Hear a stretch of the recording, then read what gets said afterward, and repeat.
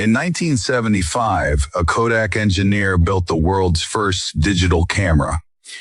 Let that sink in. The company that invented digital photography is the same company that became one of its biggest victims.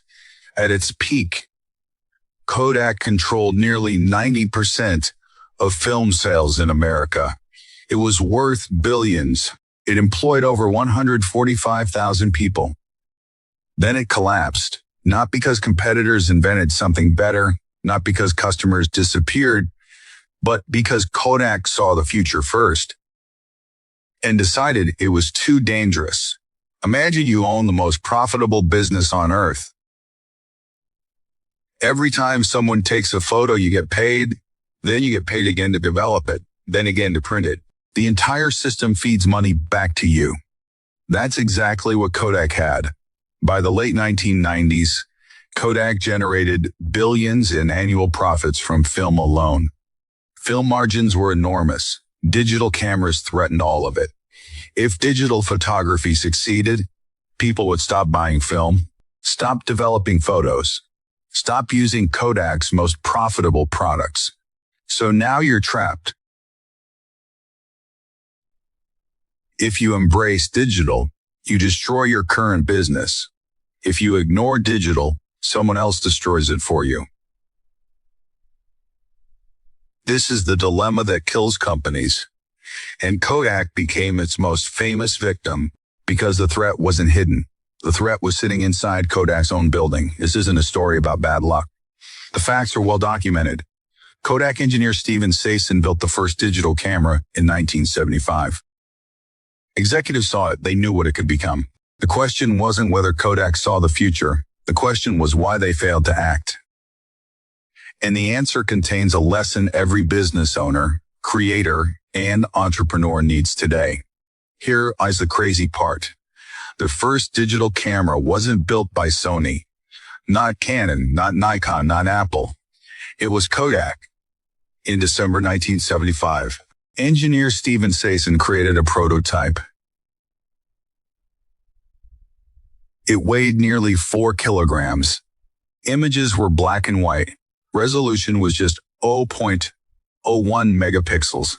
Capturing a photo took over 20 seconds. By today's standards, it was terrible, but it worked.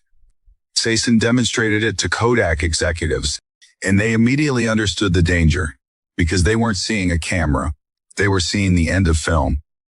One executive reportedly asked, why would anyone ever want to view pictures on a television screen? The technology looked primitive. The future looked far away. And that is where companies make mistakes. They judge new technology by what it is today, not what it becomes tomorrow. Never evaluate disruption based on current quality. Evaluate it based on improvement speed, because technology compounds, and compounding is invisible until its T is unstoppable.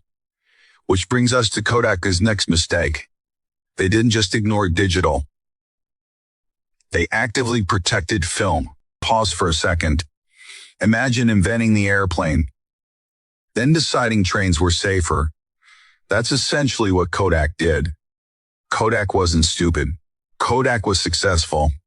And sometimes that is worse. Film generated enormous profits. Executives were rewarded for protecting those profits. Investors expected those profits. Entire departments depended on those profits. Digital threatened everything. So Kodak tried something many large companies do. It moved slowly, very slowly. Instead of disrupting itself, it tried to preserve the old model. The logic sounded reasonable. Why kill a business that is printing money? But markets don't care about your logic. Customers care about convenience. And digital photography was becoming more convenient every year. Meanwhile, competitors were moving faster. Sony entered the market. Canon accelerated investment. Technology improved rapidly. The gap between film and digital shrank, then disappeared. Success creates blind spots. The bigger your current advantage, the harder it becomes to abandon. That's why market leaders often lose to newcomers. They have more to protect, and Kodak was about to learn that lesson the hard way. By the late 1990s and early 2000s, digital cameras exploded.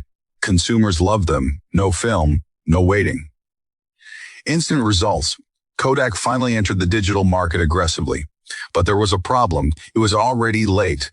And even worse, digital cameras generated lower profits than film. Kodak could sell digital cameras, but it couldn't replace the profit machine film had created.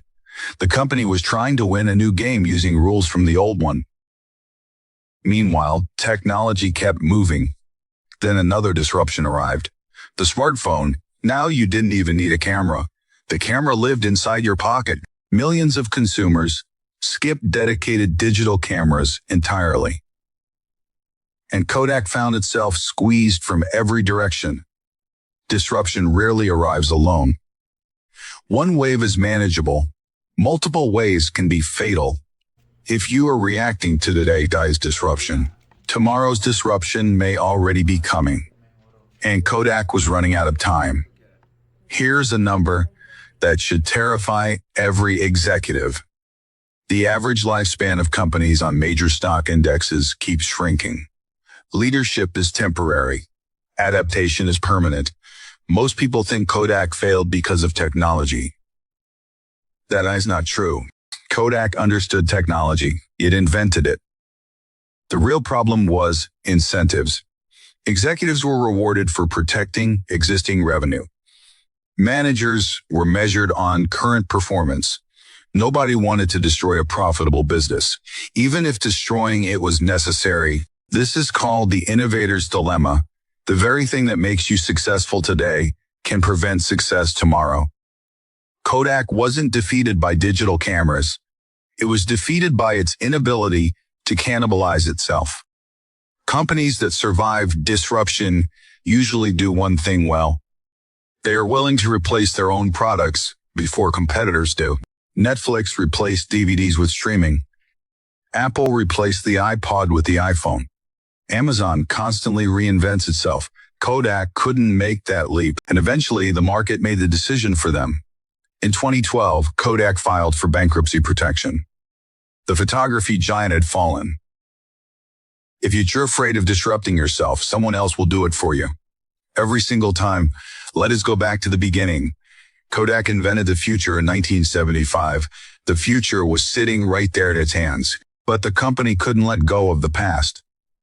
And that's what makes this story so powerful. Kodak didn't fail because it missed the future. It failed because it saw the future clearly and chose to protect the present instead. The lesson isn't about photography.